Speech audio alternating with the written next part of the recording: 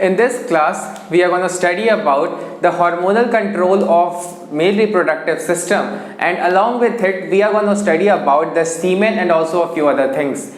So in our previous class, we had completed the male reproductive system and also the various glands which are associated with the male reproductive system, and those were seminal vesicle, prostate and also the bulbourethral or Cowper's gland. So these things we had completed, and in this class we are going to study about the semen. So in our previous class, the glands which we studied release certain things, and we have studied that all those glands were releasing an alkaline secretion along with calcium ions and also with phosphate ions and other things like fructose and also prostaglandins and other things were included in those secretions. So all those secretions together are called as seminal plasma, and those seminal plasma along with the sperm is called as semen. So we are going to study about those secretion in semen section. So whatever we have studied in our previous class about the glands which secreted certain secretions, those things are included in the seminal fluid or the seminal plasma, and obviously we know that sperms are secreted or sperms are formed in the seminiferous tubule. So this semen is a combination of sperms and also the various secretions from the epididymis, the vas deferens, and also the three glands that we have studied like seminal vesicle, prostate gland and also the Cowper's gland. So all these things together make up the semen. So first of all, let's look at what is semen and how it is what is its appearance. So semen appears whitish gray or cloudy. So it is the normal viscous fluid that comes out at the time of ejaculation or at the time of sexual activity. So basically this is what is the semen. So it is a cloudy whitish fluid that is emitted from the penis at the time of ejaculation. So basically ये ejaculation के time पे बाहर आता है, and normally that could be a sexual or otherwise. So basically this is what semen is. और अगर हम सीमेन के कॉन्स्टिट्यूशन की बात करें, सीमेन में क्या क्या होते हैं, तो वो तो हमने पिछली क्लास में ही पढ़ लिया. जो भी ग्लैंड्स थे उनके सिक्रीशंस सीमेन में इंक्लूडेड हो जाएंगे. तो जो भी सिक्रीशंस हमने पिछली क्लास में पढ़ा था वो सारे सिक्रीशंस यहाँ भी इंक्लूडेड अपने आप हो गए. सो बेसिकली इसमें स्पर्म्स होते हैं और secretions from epididymis, vas deferens, seminal vesicle, prostate gland and Cowper's gland. तो इन सभी का सिक्रीशन और स्पर्म मिलाकर के बनता है सीमेन. और सीमेन का जो पीएच होता है दैट इज रफली अराउंड 7.35 टू 7.5. तो ये हम कह सकते हैं कि हमारा जो सीमेन है वो नॉर्मली एल्कलाइन है, क्योंकि 7 के ऊपर कोई भी चीज बेसिक या एल्कलाइन कहलाती है. तो आखिर ये एल्कलाइन क्यों है? क्योंकि हमने पिछली क्लास में पढ़ा था कि सेमिनल वेसिकल हो, चाहे प्रोस्टेट ग्लैंड हो, चाहे बल्बोयूरेथ्रल ग्लैंड हो, ये सभी ग्लैंड्स एल्कलाइन फ्लूइड को सिक्रीट करते हैं. तो अगर ये सारे ग्लैंड्स एल्कलाइन फ्लूइड को सिक्रीट कर रहे हैं तो इट इज ऑब्वियस कि जो सीमेन है हमारा वो भी एल्कलाइन ही होगा. तो इसके एल्कलिनिटी के पीछे बहुत सारी ग्लैंड्स के सिक्रीशन है. नाउ जो हमारा एक इजैक्यूलेशन होता है उसमें लगभग बॉडी से 3 से 4 मिलीलीटर सीमेन बाहर आता है, और उस 3 से 4 मिलीलीटर सीमेन में अप्रोक्सीमेटली 200 से 300 मिलियन स्पर्म्स होते हैं. लेकिन ये पुरानी एस्टिमेट है. अभी की जो एस्टिमेट है उसके अराउंड 80 टू 100 मिलियन स्पर्म्स होते हैं, लेकिन हमें ये पुरानी वाली डेटा पढ़ना है, तो इसीलिए इसमें 200 टू 300 मिलियन स्पर्म्स हमें पढ़ना है. तो एक बार इजैक्यूलेशन के टाइम पे it normally contains around 200 to 300 million sperms, and the volume of the semen of a normal person in a single ejaculation is 3 to 4 milliliter. Now for normal fertility, अगर हम बात करें कि इंसान में इतने ज़्यादा स्पर्म्स है लेकिन फर्टिलाइजेशन के लिए तो अल्टीमेटली एक ही स्पर्म की ज़रूरत होती है, तो आखिर इतने सारे स्पर्म्स की ज़रूरत ही क्या है? सो आपने पहले अपने पिछले क्लासेस में पढ़ा होगा फैगोसाइटोसिस के बारे में. तो जैसे ही स्पर्म्स फीमेल के रिप्रोडक्टिव ट्रैक्ट में जाते हैं तो उनका फैगोसाइटोसिस स्टार्ट हो जाता है. तो अगर स्पर्म्स कम होंगे तो फीमेल के जो वाइट ब्लड सेल हैं या जो अदर फैगोसाइटिक सेल्स होते हैं जैसे कि मैक्रोफेजेस, तो ये अगर स्पर्म्स कम है तो उन्हें टोटली डिस्ट्रॉय कर देंगे, तो कुछ स्पर्म बचेंगे ही नहीं जो कि फैलोपियन ट्यूब तक पहुंच पाए. इसीलिए बहुत ज़्यादा स्पर्म्स की ज़रूरत होती है, और ज़्यादा स्पर्म्स होंगे तो कुछ स्पर्म्स का ये प्रोबेबिलिटी होगा कि वो अल्टीमेटली फैलोपियन ट्यूब में पहुंच जाए जहां पर कि ओवम होता है। सो बेसिकली इसीलिए इतने ज़्यादा स्पर्म्स की ज़रूरत होती है। नाउ जो अगर हम बात करें कि मिनिमम फर्टिलिटी के लिए कितने स्पर्म्स की ज़रूरत है और उनमें क्या फीचर होनी चाहिए, तो सबसे पहले जितने स्पर्म्स बन रहे हैं उन एक इजैक्यूलेशन में approximately 60% of the sperms should have normal shape and size, यानी कि फॉर नॉर्मल फर्टिलिटी, यानी कि एक इंसान को नॉर्मली फर्टाइल होने के लिए उसके 60% स्पर्म्स को at least normal shape and size वाला होना चाहिए, and also 40% of the sperms must show vigorous motility. तो इस क्लास में हम आगे पढ़ने वाले हैं कि जो स्पर्म होता है वो मोटाइल होता है, क्योंकि स्पर्म के अंदर टेल होता है जो कि उसके लिए एक फ्लैजेला का काम करता है। जैसे बैक्टीरिया में फ्लैजेला होता है, स्पर्म में भी टेल होता है, उसकी वजह से वो मूव कर सकता है। तो जो स्पर्म है 40% स्पर्म, यानी कि जो एक इंसान में अगर 200 से 300 मिलियन स्पर्म्स निकल रहे हैं एक इजैक्यूलेशन में, तो उसके एटलीस्ट 40% स्पर्म्स के अंदर विगरस मोटिलिटी होना चाहिए, यानी कि उनका टेल बहुत अच्छे से फंक्शनल होना चाहिए। तो मिनिमम 60% स्पर्म्स को एकदम नॉर्मल शेप एंड साइज वाला होना चाहिए, यानी कि उनका जो स्ट्रक्चर है वो नॉर्मल और हेल्दी होना चाहिए। Apart from that at least 40% of the sperm should have vigorous motility. That means कि 40% sperms को काफी ज्यादा मोटाइल होना पड़ेगा, जो कि उनको ये एबल बनाएगा कि वो ओवम तक पहुंच पाए। तो अगर एक इंसान के स्पर्म्स में ये फीचर नहीं है तो प्रोबेबिलिटी होती है कि उस इंसान में जो फर्टिलिटी है वो नहीं होगी। That means he could not be a father, और he could not fertilise a female, और female can not conceive by that man.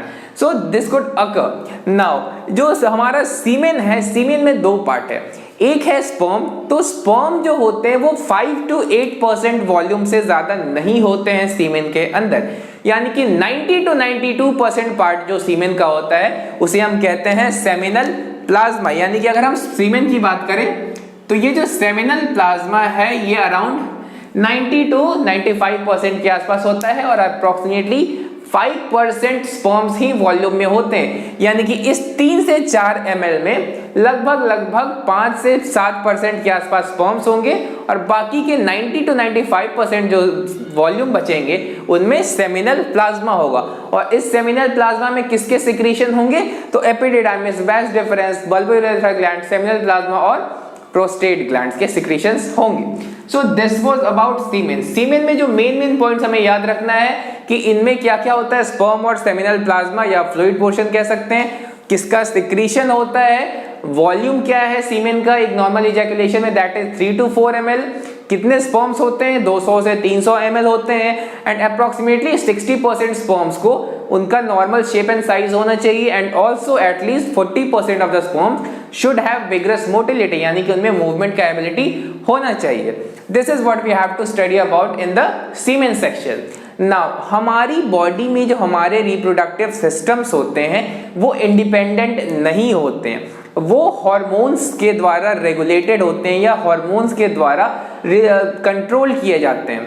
तो बेसिकली वही अभी हमें पढ़ना है, यानी कि hormonal control of male reproductive system, यानी कि इसमें हम ये देखेंगे कि हमारे बॉडी के कौन से पार्ट्स किस तरीके से कौन से हार्मोन को रिलीज करेंगे और उनका हमारे रिप्रोडक्टिव सिस्टम पे क्या असर होगा।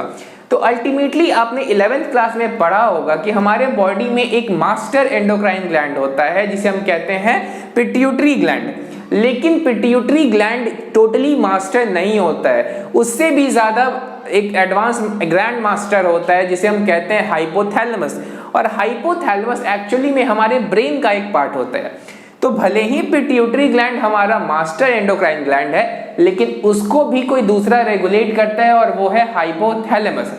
तो सबसे पहले जो ये रेगुलेशन है हमारे सेक्सुअल सिस्टम का, जो मेल रिप्रोडक्टिव सिस्टम है, इसका रेगुलेशन स्टार्ट होता है हमारे ब्रेन के हाइपोथैलेमस से। तो हाइपोथैलेमस से एक हार्मोन रिलीज होता है जिसे हम कहते हैं GnRH। GnRH का मतलब होता है गोनाडोट्रोपिन रिलीजिंग हार्मोन।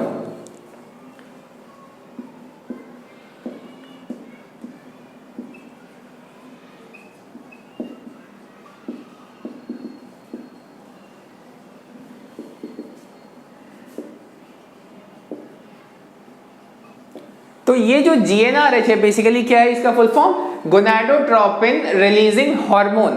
तो ये एक्ट करता है पिट्यूटरी ग्लैंड पे। अब आपने पढ़ा होगा कि पिट्यूटरी ग्लैंड में दो पार्ट होते हैं, एक होते हैं उसके एंटीरियर लोब और दूसरा होता है उसका पोस्टीरियर लोब। दोनों के बीच में एक इंटरमीडिएट लोब भी होता है, लेकिन वो ह्यूमंस में अप्रोक्सीमेटली एब्सेंट होता है। तो बेसिकली जो हमारा पिट्यूटरी ग्लैंड है उसमें लगभग हम दो ही लोब को कंसिडर करते हैं, बीच वाले लोब को हम नहीं कंसिडर करते, या वो ऑलमोस्ट एब्सेंट होता है। तो ये जो GnRH है ये हमारे पिट्यूटरी ग्लैंड के पोस्टीरियर पार्ट पे काम नहीं करेगा, हमारे पिट्यूटरी ग्लैंड के एंटीरियर पार्ट, जिसे हम एंटीरियर लोब कहते हैं, उस पर काम करेगा। और इस वजह से यानी कि GnRH के असर की वजह से हमारे एंटीरियर लोब ऑफ पिट्यूटरी से दो हार्मोन निकलेंगे, एक को हम कहते हैं LH और दूसरे को कहते हैं FSH। LH का मतलब होता है ल्यूटिनाइजिंग हार्मोन,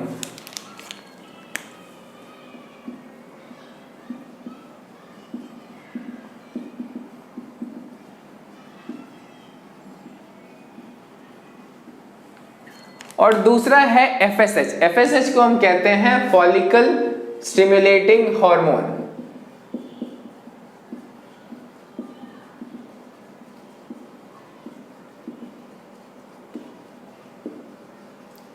सो ये हमारे हार्मोन्स के फुल फॉर्म है।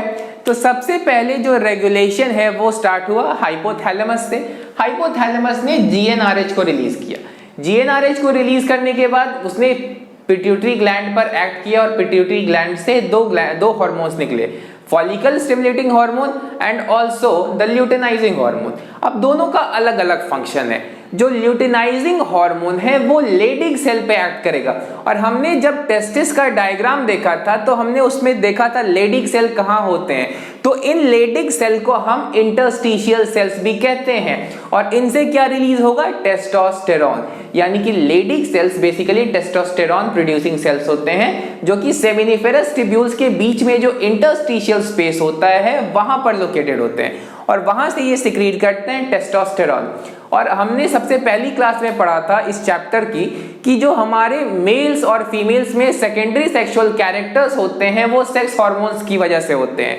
तो मेल्स के केस में सेकेंडरी सेक्सुअल कैरेक्टर्स जैसे कि ब्रॉड शोल्डर्स या हेवी वॉइस या बियर्ड्स एंड मुस्टेचेस या growth of hairs, genital hairs on chest और एब्डोमेन और बेली, सो ये सारे मेल्स में जो सेकेंडरी सेक्सुअल कैरेक्टर्स हैं वो कौन लाता है, वो यही टेस्टोस्टेरॉन हार्मोन लाता है। उसके अलावा जो रिप्रोडक्टिव ट्रैक्ट है मेल्स का, टेस्टिस से लेकर के यूरेथ्रा तक जो भी ग्लैंड्स हैं जैसे कि सेमिनल वेसिकल, प्रोस्टेट और बल्बोयूरेथ्रल ग्लैंड, इन सभी का जो डेवलपमेंट और फंक्शनल एबिलिटी होता है वो ये टेस्टोस्टेरॉन ही रेगुलेट करता है। यानी कि रिप्रोडक्टिव ट्रैक्ट यानी कि टेस्टिस, रेटिटेस्टिस, वैसा एफरेंशिया, एपिडिडाइमिस, वैस डिफरेंस, इजैक्युलेटरी डक्ट, सेमिनल वेसिकल और वो बाकी के सारे ग्लैंड्स, तो उन सभी को हम रिप्रोडक्टिव ट्रैक्ट में इंक्लूड कर सकते हैं। तो रिप्रोडक्टिव ट्रैक्ट का डेवलपमेंट, उनका मैच्योरेशन भी ये कंट्रोल करेगा, उनका फंक्शन भी कंट्रोल करेगा। उसके अलावा सेकेंडरी सेक्सुअल कैरेक्टर्स भी ये रेगुलेट करता है, यानी कि मेल्स में जो भी सेकेंडरी सेक्सुअल कैरेक्टर्स होते हैं उनका डेवलपमेंट इसी टेस्टोस्टेरॉन के कंट्रोल में होता है। नाउ ये तो बात हुई ल्यूटिनाइजिंग हार्मोन। ल्यूटिनाइजिंग हार्मोन ने लेडी सेल पर काम किया। अब एक दूसरा हार्मोन भी है जिसे हम कहते हैं फॉलिकुलर स्टिमुलेटिंग हार्मोन। तो ये जो फॉलिकुलर स्टिमुलेटिंग हार्मोन है ये एक्ट करता है हमारे सर्टोली सेल्स पे। तो ये जो सर्टोली सेल्स है इनका दूसरा नाम हमने देखा था सस्टेंटाक्युलर सेल। तो ये काफी बड़े साइज के सेल्स होते हैं, पिलर की तरह सेल्स होते हैं, इनके सेंट्रल पार्ट में न्यूक्लियस होता है। तो वो हम स्पर्मेटोजेनेसिस में पढ़ेंगे इस सर्टोली सेल के बारे में दोबारा से, कि स्पर्मेटोजेनेसिस में जो स्पर्म्स का डेवलपमेंट और मैच फॉर्मेशन हो रहा होता है उस समय ये सर्टोली सेल्स स्पर्म्स के जो डेवलपिंग स्टेजेस होते हैं उनको नरिश करेगा। तो इन सर्टोली सेल्स के बारे में हम फिर से स्पर्मेटोजेनेसिस में पढ़ने वाले हैं और इनका दूसरा नाम है सस्टेंटाक्युलर सेल्स। अब इनसे दो तीन फंक्शन होते हैं। तो एक फंक्शन है कि स्पर्मेटोजेनेसिस में ये हेल्प करेंगे क्योंकि स्पर्म्स के जो डिफरेंट डेवलपिंग स्टेजेस हैं वो तो अल्टीमेटली नरिशमेंट इसी से लेते हैं, तो ऑब्वियसली ये किस में हेल्प कर रहा है, स्पर्मेटोजेनेसिस में। उसके अलावा ये और भी काम करेंगे जैसे कि इनहिबिन भी एक हार्मोन है।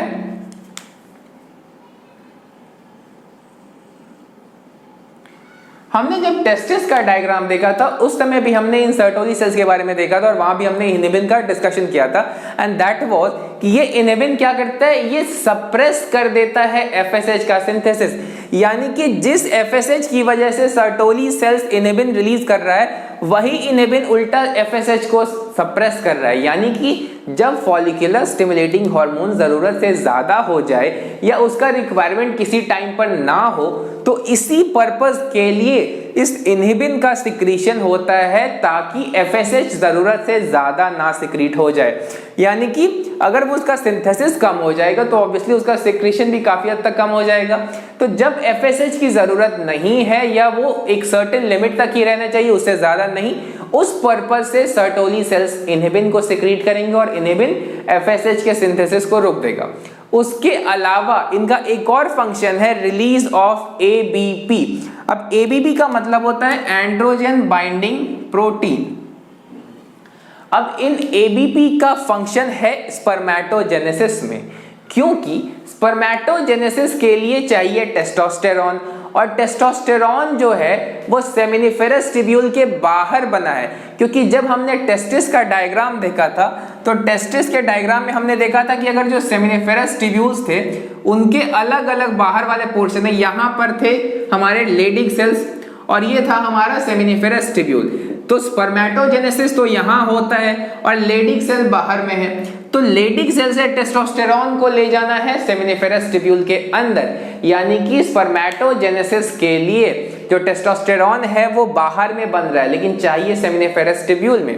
तो ये जो एबीपी है बेसिकली यही काम करता है। तो इस एबीपी से क्या होगा, जो टेस्टोस्टेरॉन लेडिक सेल ने बाहर में बनाया है सेमिनिफेरस ट्यूब्यूल के, वो उसे अंदर में कंसंट्रेट कर देगा।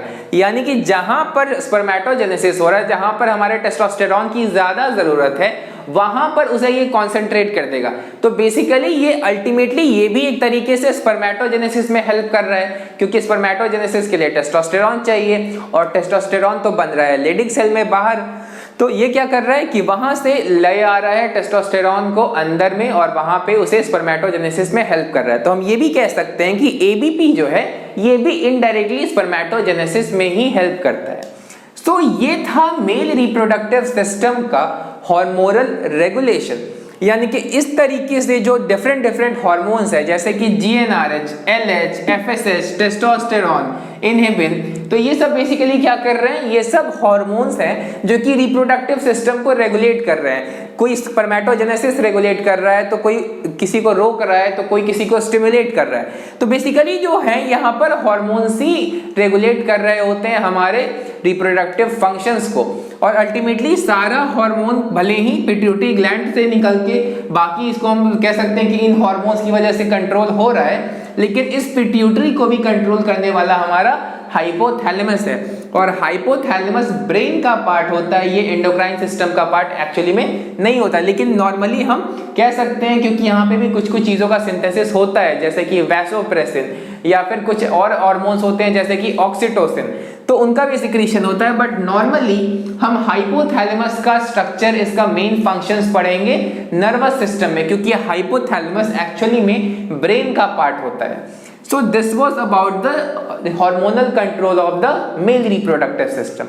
Now we come to the male sex act, यानी कि जो मेल्स का सेक्सुअल एक्टिविटी होता है उसमें कौन कौन से फेजेस आते हैं या कौन कौन से स्टेजेस आते हैं। तो जो सबसे पहला फेज होता है वो होता है सेक्सुअल स्टिमुलेशन पे।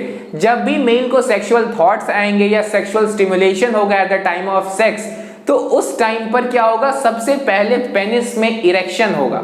और हमने पिछली क्लास में पढ़ा था कि पेनिस के अंदर 3 सिलिंड्रिकल मासेस ऑफ टिश्यू थे जिन्हें हम इरेक्टाइल टिश्यू भी कह सकते हैं। उनमें थे 2 कॉर्पोरा कैवर्नोसा और दूसरा एक कॉर्पस स्पॉन्जियोसम जो कि पेनिस के एंड तक था, जो कि ग्लैंड्स पेनिस को फॉर्म किया था। तो ये सारे इरेक्टाइल टिश्यूज होते हैं। तो सबसे पहला फेज क्या है, इरेक्शन ऑफ पेनिस। तो it occurs due to sexual stimulation और at the time of sexual activity और अदरवाइज। तो blood rushes into the sinuses. हमने पिछली क्लास में पढ़ा था कि इन टिश्यूज में यानी कि कॉर्पोरा कैवर्नोसा और कॉर्पस स्पॉन्जियोसम, इनमें ब्लड साइनसेस होते हैं या कैविटीज होते हैं। तो ब्लड उसमें फिल्ड हो जाएगा और ब्लड फिल्ड हो गया है तो वो कैविटी में ब्लड प्रेशर भी लगाएगा, जिसकी वजह से जो हाइड्रोलिक प्रेशर डेवलप होता है तो जो पेनिस छोटा और सॉफ्ट होता है उस पेनिस का साइज इंक्रीज कर जाता है, लॉन्गर एंड थिकर हो जाता है पेनिस एंड ऑल्सो हार्डर हो जाता है। तो before erection penis is smaller and thinner and softer, after erection penis is harder, longer and also thicker. तो ये क्यों हुआ? क्योंकि जो कॉर्पस स्पॉन्जियोसम और कॉर्पोरा कैवर्नोसा के अंदर ब्लड कैविटीज थे वहां पर ब्लड फिल हो गया है और ब्लड अपना हाइड्रोलिक प्रेशर लगा रहा है, जिसकी वजह से पेनिस में हार्डनेस या स्टिफनेस होता है। So that is the hydraulic pressure due to blood causes the stiffness of the penis. तो ये हो गया पहला phase of sexual act of males. जो दूसरा है उसे हम कह सकते हैं कोइटस या कॉपुलेशन। अब इसे हम डे टू डे लैंग्वेज में सेक्स कहते हैं या इसे हम बायो में इंटरकोर्स भी कहते हैं। तो यहाँ पर बेसिकली क्या होता है कि मेल अपना पीनस वेजाइना में इंसर्ट करता है and then due to the friction certain stimulation takes place. तो basically this is the normal sexual activity which we normally called as sex. तो इसके अंदर हमें दो तीन चीजें पढ़नी है, एमिशन, इजैक्यूलेशन एंड ऑर्गेज्म। तो हमने पढ़ा था पिछली क्लास में कि जो सेमिनल वेसिकल होते हैं उनका सीमेन रिलीज होता है अल्टीमेटली यूरेथ्रा में, क्योंकि यूरेथ्रा में सबसे पहले यूरिनरी यूरेथ्रा था, देन प्रोस्टेटिक यूरेथ्रा। तो ये जो एमिशन है ये वही चीज हो रहा है, सीमेन का यूरेथ्रा में रिलीज को कहते हैं एमिशन, क्योंकि सीमेन तो पहले से रहता नहीं है यूरेथ्रा में, ये तो बनता है ग्लैंड्स में और ग्लैंड्स में स्टोर्ड रहता है। तो when due to the sexual stimulation of sex और द सेक्सुअल इंटरकोर्स और कॉपुलेशन और कोइटस, तो उस स्टिमुलेशन की वजह से जो पहला पार्ट होता है उसमें क्या हो रहा है? एमिशन। एमिशन में क्या हो रहा है कि जो सीमेन था सेमिनल वेसिकल के अंदर या प्रोस्टेट ग्लैंड में या फिर बल्बो यूरेथ्रल ग्लैंड में, वो रिलीज हो गया यूरेथ्रा में, और हमने इन ग्लैंड्स के बारे में पिछली क्लासेस में पढ़ा था। तो इस प्रोसेस को हम बोलते हैं एमिशन। अब एमिशन के बाद होता है इजैक्यूलेशन। तो अभी तो यूरेथ्रा में ही रिलीज हुआ है, लेकिन पेनिस से तो बाहर नहीं आया है ना, ये जो सीमेन है और स्पर्म्स हैं ये तो पेनिस से बाहर नहीं आए हैं। तो पेनिस से बाहर का आना सीमेन का, that is called as ejaculation. लेकिन ये फ्लूइड का मूवमेंट हमने देखा था कि स्पर्म स्टोर होते हैं एपिडिडाइमिस में, और एपिडिडाइमिस तो 6 मीटर जितना लंबा होता है। तो ऑब्वियसली वहां से स्पर्म्स को आने में प्रेशर की जरूरत है, फोर्स की जरूरत है। तो इसीलिए जो हम पेल्विक एरिया में मसल्स होते हैं और जो एपिडिडाइमिस, सभी वॉल्स प्रेशर लगाते हैं आउटवर्ड, और इसी प्रेशर की वजह से स्पर्म्स और सीमेन दोनों साथ में बॉडी से, यानी कि यहां पर यूरेथ्रा से पेनिस के टिप से बाहर आते हैं। इस प्रोसेस को कहते हैं इजैक्यूलेशन। तो बेसिकली इसमें क्या हो रहा है? Due to wave like contraction of muscle at the base of the penis. तो ऊपर वाले प्रोसेस में हमने देखा कि यूरेथ्रा में आ गया है सीमेन, अब यूरेथ्रा से इसे बाहर जाना है पेनिस के थ्रू। तो पेनिस के बेस पर जो मसल्स होते हैं वो प्रेशर लगाते हैं। तो आखिर यहाँ पर क्या हो रहा है? पेनिस के अंदर है यूरेथ्रा और उस पार्ट को हम कहते हैं पेनाइल यूरेथ्रा। तो पेनिस के बेस पे जो मसल्स है वो प्रेशर लगाएंगे, जिसकी वजह से जो सीमेन इस प्रोसेस में, एमिशन के प्रेशर से यूरेथ्रा में आया है, वो पेनाइल यूरेथ्रा के थ्रू प्रेशर से बाहर जाएगा, and that is known as ejaculation. At the time of sexual activity, normally ejaculation is done inside the vagina at the tip of the cervix, या vagina के end पे जहां से cervix start होता है उस पार्ट को हम कहते हैं एक्सटर्नल ओस। तो वो हम पढ़ने वाले हैं इस चैप्टर में आगे। तो उस पॉइंट पे नॉर्मली इजैक्यूलेशन किया जाता है। नाउ इस प्रोसेस वाज इजैक्यूलेशन। अब इजैक्यूलेशन के बाद, एक इजैक्यूलेशन के टाइम पे या उसके जस्ट पहले एक बहुत ही प्लेजरेबल सेंसेशन होता है। उस सेंसेशन को हम कहते हैं ऑर्गेज्म, जो कि फ्यू सेकंड्स का ही होता है। ये बहुत लंबा ऑर्गेज्म सेंसेशन नहीं होता है, ये बहुत ही छोटे टाइम का होता है। तो इसमें अप्रोक्सीमेटली 2 से 4 सेकंड या उस 5-7 सेकंड के आसपास लगते हैं ऑर्गेज्म में। तो ये क्या है? सेक्सुअल स्टिमुलेशन के पीक पर जो प्लेजरेबल सेंसेशन होता है, that is called as orgasm. So this is felt by the male and it is a very pleasurable sensation. So you will study about orgasm and its various chemicals associated with it in your higher classes. So there is a lot to study about orgasm, but not in NEET. So you will study about it in higher classes of if you go to MBBS. Anyway, now after this ejaculation has been done, So there is no need for the blood to remain in the sinuses of the normal corpora spongiosum and corpus cavernosa. So basically what is happening over here, so the blood which was in the corpus spongiosum and corpora cavernosa, that blood will come out of the penis. Why? Because the arterioles of the penis will contract, और जब arterioles contract कर जाएंगे पीनस के, तो वहां पर क्या होगा, ब्लड जो कि साइनसेस में था वो वापस चला जाएगा। तो ब्लड गया था तभी तो पीनस इरेक्ट हुआ था, जब ब्लड वापस आएगा तो पीनस फिर से नॉन इरेक्ट हो जाएगा या फिर इरेक्शन यहाँ पे लूज कर देगा। तो यहाँ पे पेनिस क्या होगा, या पीनस जो फिर से अपने इनिशियल साइज में आ जाएगा, यानी कि सबसिडेंस इरेक्शन का ऑपोजिट है। So erection and subsidence both are opposite to each other. यहाँ पर ब्लड पीनस में गया था, यहाँ पर ब्लड पीनस से वापस आ जाएगा। यहाँ पर इरेक्शन हुआ था, यहाँ पर इरेक्शन लूज कर देगा। ये बिफोर इजैक्यूलेशन होता है, ये आफ्टर इजैक्यूलेशन होता है। सो इरेक्शन का जस्ट उल्टा है subsidence. As we can see from here, due to contraction of arterioles of penis blood flow is reduced. तो ब्लड वहां पे जो था वो रिड्यूस हो जाएगा, तो वो वापस अगर आएगा तो क्या हो जाएगा, loses it's erection, पीनस loses it's erection. So this was the male sex act.